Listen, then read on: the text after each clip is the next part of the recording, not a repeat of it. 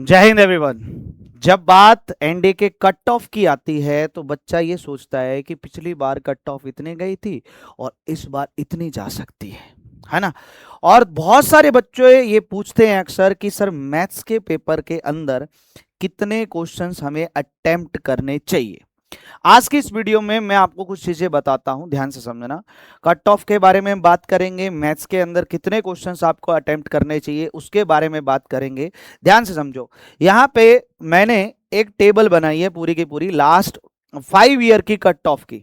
ठीक है, अगर हम लास्ट 5 ईयर की कट ऑफ की बात करें तो इसमें दो चीज हाईलाइट कर रहा हूं, एक तो हाईएस्ट और एक लोवेस्ट।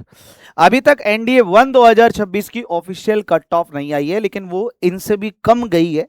ठीक है, ये भी बता दे रहा हूं, लेकिन मैं लास्ट 5 ईयर ट्रेंड की बात कर रहा हूं। जो है हाईएस्ट कट ऑफ गई है एनडीए 1 2022 की 360 नंबर, और लोवेस्ट जो है वो है एनडीए 1 2024 291। इस एनडीए 1 2026 की इससे भी कट ऑफ जो है वो कम गई है, लेकिन अभी ऑफिशियल कट ऑफ नहीं आई है। अब बहुत सारे बच्चे क्या करते हैं कि अच्छा देखिए एनडीए 2 में 304, इसमें 324, 305, 291, 290, तो हम इतना सा स्कोर कर लेते हैं और हमारा काम चल जाएगा। नहीं बेटे, ऐसा नहीं करना। आपको अगर टारगेट करना है तो आपको टारगेट करना है हाईएस्ट कट ऑफ को। ये ध्यान देखना, आप कंपटीशन के एग्जाम की तैयारी कर रहे हैं और कंपटीशन के एग्जाम की तैयारी कर रहे हैं तो आपको सबसे आगे रहना पड़ेगा, क्योंकि आपका स्कोर जितना अच्छा होगा उतना ही सिलेक्शन होने के चांस है। अब सिर्फ रिटर्न पे तो डिपेंड नहीं करता, मैं ये मानता हूं, क्योंकि एसएसबी भी है, लेकिन बहुत सारे बच्चे रिटर्न क्वालिफाई कर लेते हैं, एसएसबी क्वालिफाई कर लेते हैं, लेकिन मेरिट आउट हो जाते हैं। किसकी वजह से? स्कोर कम होने की वजह से। इसलिए रिटर्न का स्कोर आपके हाथ में है, जितने ज्यादा क्वेश्चन, जितनी ज्यादा मेहनत, उतना ज्यादा स्कोर। इसलिए हमेशा ध्यान रखना कि जो टारगेट रखा जाता है वो हाईएस्ट को टारगेट में लेकर चला जाता है, मतलब इसको दिमाग में रखना है, क्योंकि बाकी कट ऑफ जो है वो एग्जाम के लेवल पे डिपेंड करती है। अगर एग्जाम का लेवल थोड़ा बढ़ के आया तो कट ऑफ डाउन जाएगी। एग्जाम का लेवल अगर ऐसा आ गया जैसे एनडीए 1 2022 में आया तो ऑब्वियस सी बात है कट ऑफ जो है वो हाई जाएगी। तो इसलिए एग्जाम के लेवल पे डिपेंड करता है।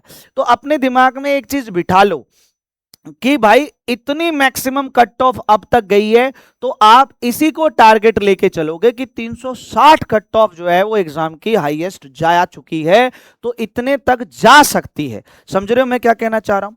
अब आप ये देखो, ये तो कट ऑफ है, इससे सिर्फ रिटर्न क्लियर होगा, आगे मेरिट आउट ना हो इसके लिए हमें क्या करना होगा। मैं आपको सिंपल भाषा में बता रहा हूं कि अगर आप मेरिट आउट होने के डर से बचना चाहते हैं, देखिए मैं आपको बता रहा हूं बहुत मेहनत लगती है, रिटर्न क्वालिफाई करने में भी मेहनत लग रही है, एसएसबी के क्वालिफाई करने में भी मेहनत लग रही है, मेहनत लग रही है। और लास्ट टाइम देखो रिटर्न भी हो गया, एसएसबी भी हो गया, सब कुछ हो गया, लेकिन फिर भी सिलेक्शन नहीं हुआ। किसकी वजह से?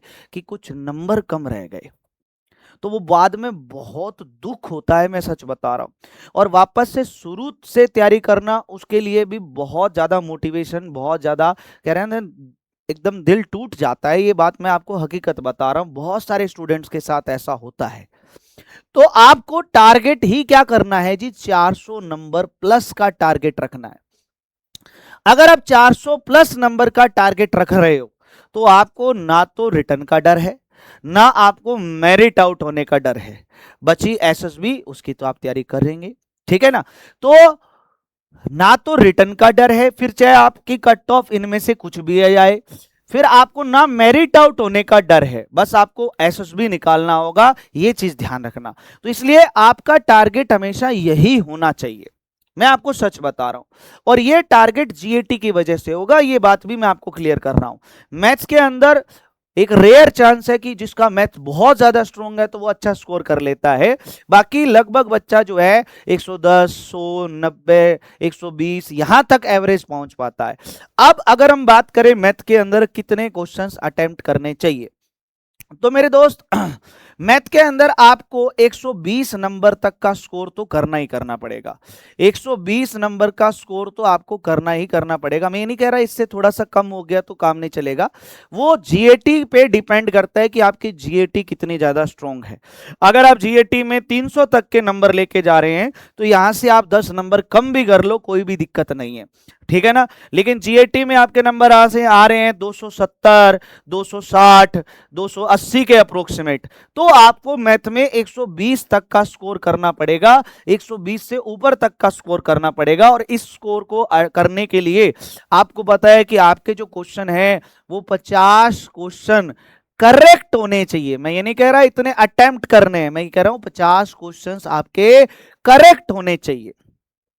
अगर 50 क्वेश्चन आपके करेक्ट हैं, नेगेटिव नोटिंग मार्किंग हटा के, तो आप इतने स्कोर कर पाओगे। अब क्या होता है कि अगर आप 50 क्वेश्चन ही कर रहे हो और आपके हिसाब से ये 100% एक्यूरेसी के साथ कर रहे हो, तो 5-6 क्वेश्चन नॉर्मल बात है, प्लस माइनस मिस्टेक की वजह से गलत हो जाते हैं। तो आपका जो टारगेट है इसमें क्या होना चाहिए, 60 क्वेश्चंस प्लस का टारगेट होना चाहिए। वो भी 60 प्लस क्वेश्चंस मैं उनकी बात कर रहा हूं जो आपके अकॉर्डिंग 100% करेक्ट है। तुक्के मार के 60 क्वेश्चन की बात नहीं कर रहा, 60 क्वेश्चन उनकी बात कर रहा हूं जो आपने अटेंड किए और आपके हिसाब से वो एकदम सही है, तब जाके वो 50 क्वेश्चन तक आप पहुंच पाते हो। समझे कि समझे, ये चीज ध्यान रखना। और अगर आप ये चाहते हो कि सर एक वीडियो ऐसी बना दो कि एग्जाम को मैनेज कैसे करें, पता चले कि कौन से चैप्टर के क्वेश्चंस को सबसे पहले करना चाहिए, कौन से चैप्टर के क्वेश्चंस को हाथ भी नहीं लगाना चाहिए और कौन से चैप्टर के क्वेश्चंस को हमें लास्ट में देखना चाहिए, तो किस हिसाब से पेपर को मैनेज करना चाहिए, ये अगर आप हमें बता दें तो हमारा बहुत ही काम आसान हो जाए। तो कमेंट करके आप मुझे बता दीजिएगा। और टेलीग्राम चैनल को ज्वाइन कर लेना, इस वीडियो के डिस्क्रिप्शन बॉक्स में है, क्योंकि टेलीग्राम चैनल के ऊपर मैं जो है मॉक टेस्ट भी दे रहा हूँ, प्रैक्टिस सीट भी दे रहा हूँ, आप लोगों को फायदा हो जाएगा। और जो लाइव क्लासेस हैं उनको भी आप अटेंड करिए, ठीक है जी। जय हिंद सभी प्यारे बच्चों को, bye bye, tata, take care, हंसते रहिए, टेंशन नहीं लेने का, बिंदास रहने का, ठंडा पानी पीने का।